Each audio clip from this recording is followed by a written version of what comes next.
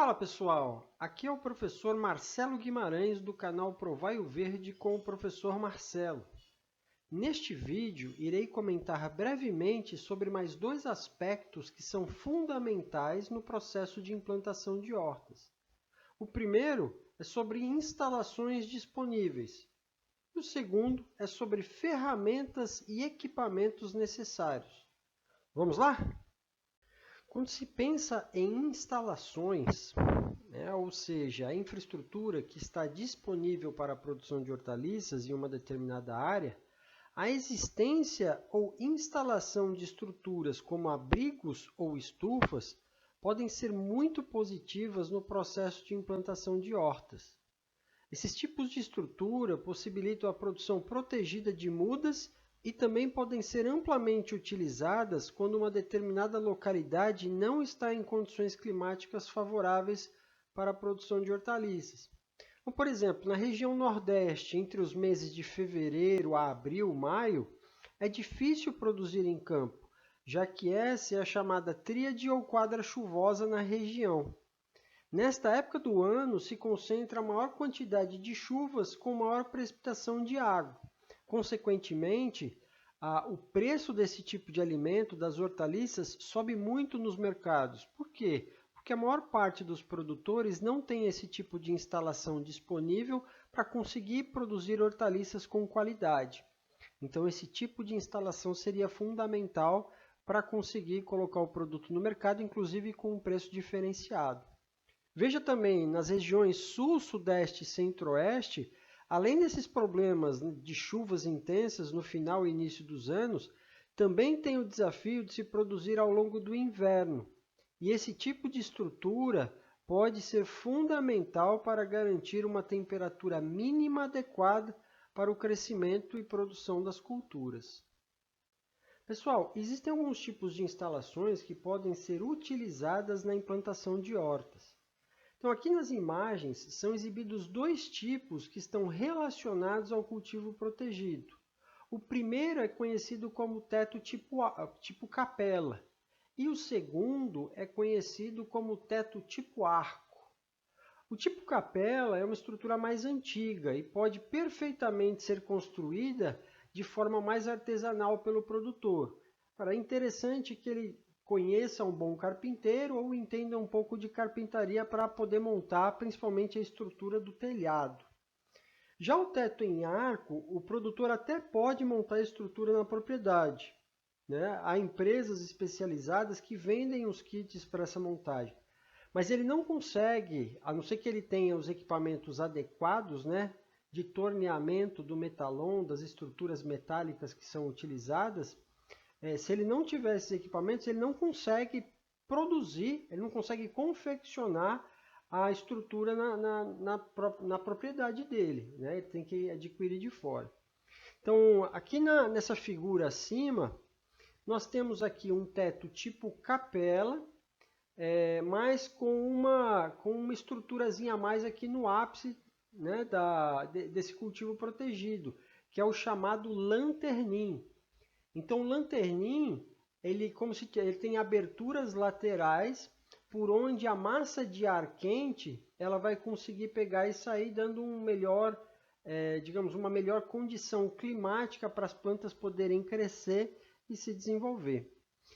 Vejam, há outras instalações que podem ser interessantes num projeto de implantação de hortas, como, por exemplo, os galpões de armazenamento de insumos, e também para beneficiamento de produtos, dentre outros. No entanto, para iniciar esse processo de implantação, esse tipo de ambiente, o cultivo, que permita o cultivo protegido, ele parece ser um investimento bem mais interessante para o produtor.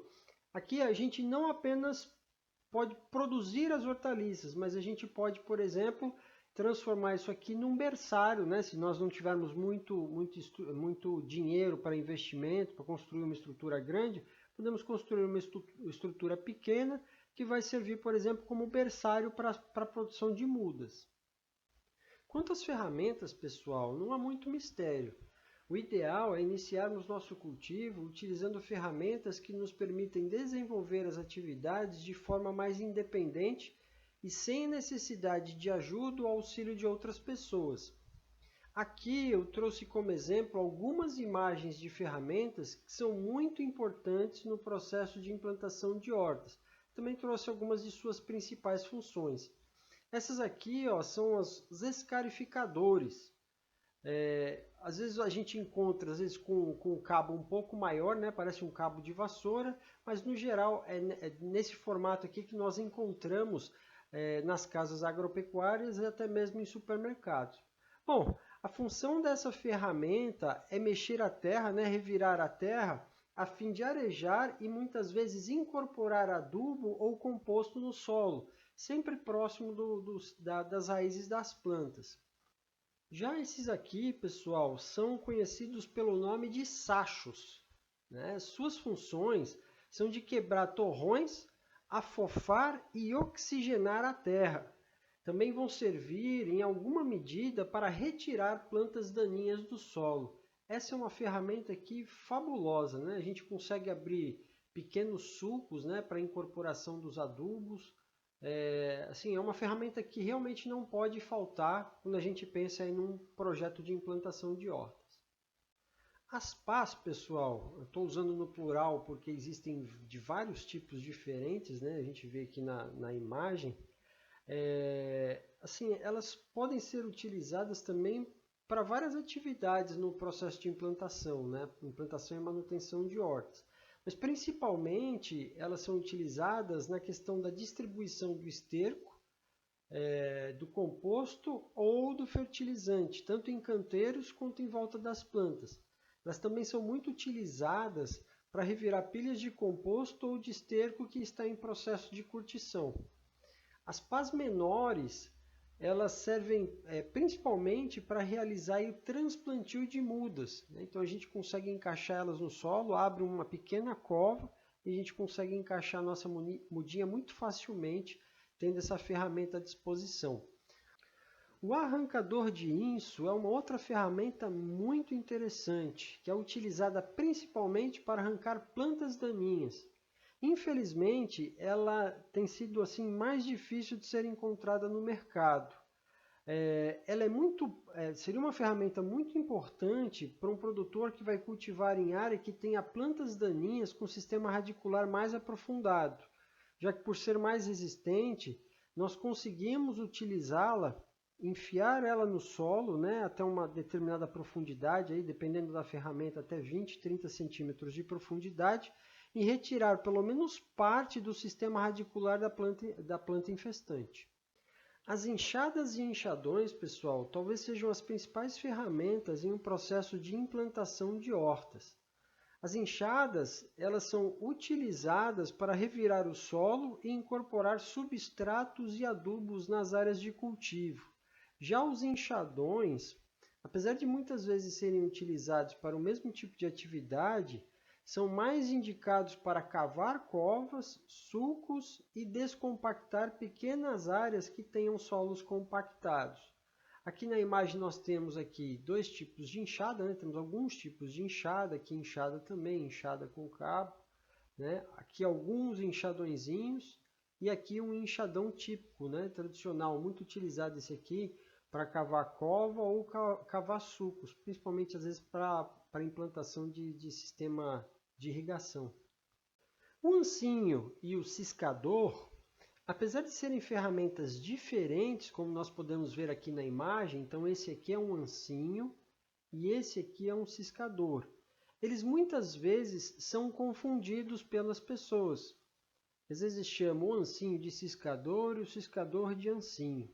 Mas vejam só, o ciscador ele tem o formato de uma vassoura e de forma geral é uma ferramenta menos rústica e de menor durabilidade que o ancinho.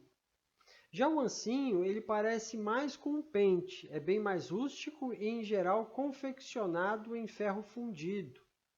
Tanto o ancinho quanto o ciscador são utilizados para juntar folhas, limpar canteiros, remover torrões de terra e uniformizar a superfície de cultivo para o transplantio de mudas. Pessoal, quanto aos equipamentos, os dois que considero principais são o pulverizador costal e a roçadeira.